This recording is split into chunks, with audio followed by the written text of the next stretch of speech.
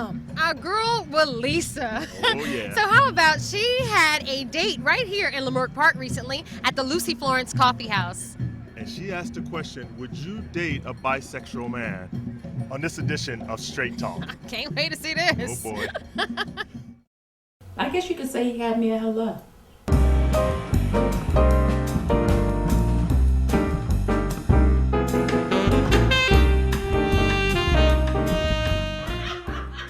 So I met Stephen Simon. I'm the AIDS coordinator for the city of Los Angeles. So I work with the mayor and city council on the city's policies and prevention. So he really intrigued me with the stuff he said. We fund about $1 million of HIV prevention every year, mostly in high impact communities, women in particular, women of color in particular. I could talk to this man about anything. Now, I'm curious, how did it go from being a gay disease to into the black community? It's always been in the black community, we just didn't know it as much. I'm a sucker for a smart man. The other myth that comes up is that, it's sort of these bisexual men, it's men on the down low that are creating all of that transition. And we've heard more recently even that from the CDC that that's just simply not true. He could do no wrong. It's amazing to me that I speak about sex and sexuality all the time. People don't generally ask me. I think half the room's assuming I'm straight, half the room's assuming I'm gay because I work in HIV. I don't know what to say. So when I tell people I actually don't have a gender preference, they don't even know what I'm talking about. What you talking about? Have you ever experimented? Have you ever been with a guy? Have you ever been, what's your thing? Oh no, well, it's just like I was saying there, I don't have a gender preference. Actually, I have dated men and women. Did he just say what I thought he said? I have dated men and then I have dated women throughout my life, and that's who I am today. Really? Absolutely. Bisexual?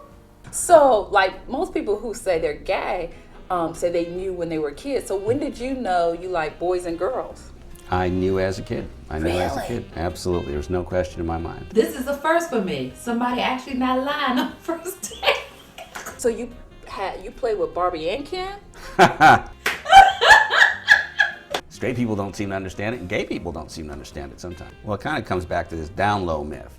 Down low to me is about not being open about who you are. So if anyone asks me if I want to down low, my answer is no, because I'm very out and open about it. He certainly got my attention with that. If you don't tell somebody that up front, when are they going to find out? When are you going to be honest about it?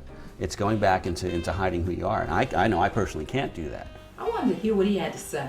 My hope is that we change enough in our community that we don't make people want to hide who they really are. Because it's dishonest. It is dishonest. Wow, this is fascinating. I do hope more women have the clarity to ask, and more men have the honesty to answer with truth. We need more brothers like him that's honest and straight up with a sister. Come at it without being judgmental. If you walk into a conversation and say, oh, I heard, brother over there is on the down low, that's horrible. Brother sitting across from you is not gonna be open and honest with you. So would I go out with him again? Yeah, probably so. But the real question is, would you go out with a bisexual man who was upfront and honest about who he was from the beginning? Now that's the real question. For Straight Talk, I'm Lisa. Well, all right, Lisa. Talk about the truth will set you free. Right? Right? Here's what's coming up on our next show.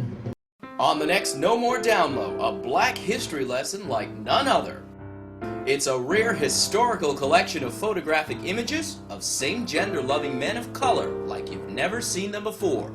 If these pictures could say 1,000 words, what would they say? The experts reveal all. All that and more on the next edition of No More Download, so be sure to join us. And remember, for more information on any of our segments, you can click the resource link on our website. All right, Janora, because you're so nice to let me share this microphone.